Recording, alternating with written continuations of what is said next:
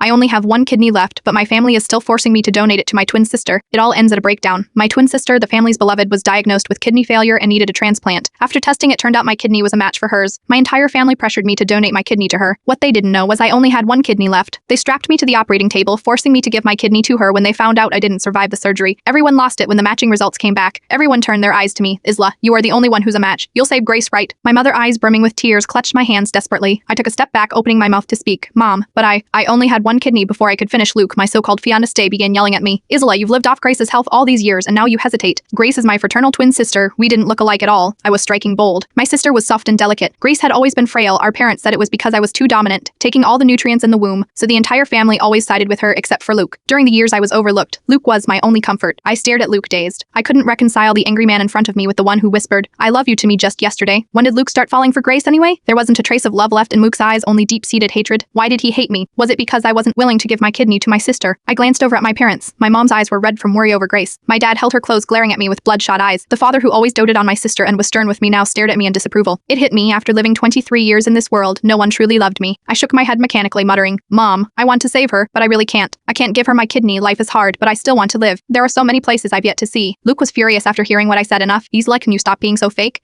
If you want to save Grace, then just donate your kidney to her. It's just one kidney. You could be saving your own sister's life. I could hear my own breathing growing faster, and a sharp pain pierced through my chest. I stared blankly at the man I once saw as my only salvation, feeling something break inside me. I took a deep breath, forced a smile, and stared directly at Luke. No, I won't. As soon as I finished speaking, my usually refined father slapped me across the face. The slap knocked me to the ground, my cheeks swelling instantly and my head started to buzz. I could faintly taste blood in my mouth. My mother stood nearby watching coldly, her eyes full of condescending approval. Luke glared at me darkly, then dialed a number on his phone. His voice was low and I couldn't hear what he was saying. From the occasional malicious glances he threw, I could guess it wasn't good. Sure enough, after finishing the call, Luke slowly walked toward me. He crouched down, looking once again like the gentle and loving fiancé I used to know. Luke gently lifted my chin, his right hand softly caressing my swollen cheek. I winced instinctively from the pain. Luke gazed at me tenderly, but his words were cold and heartless. Isla, be good, okay? Don't you want to marry me? I've already arranged the surgery. Once it's done, we'll get married. I struggled to push Luke's hand away from my chin and quietly took 2 steps back. Suddenly, I felt like laughing. I wobbled to my feet and walked over to my mother, asking her one last time, desperate for an answer. Mom, do you agree with Luke's plan to force me onto the operating table? A flash of impatience and disgust passed through my mother's eyes. She quickly composed herself, dabbing away a few fake tears. Silly girl, what nonsense are you talking about? You are my daughter too, of course. I don't want to see you suffer. That's why it's better if you just willingly donate your kidney to your sister. I felt like I was standing in a snowy mountain, shivering from the cold that seemed to seep into my bones.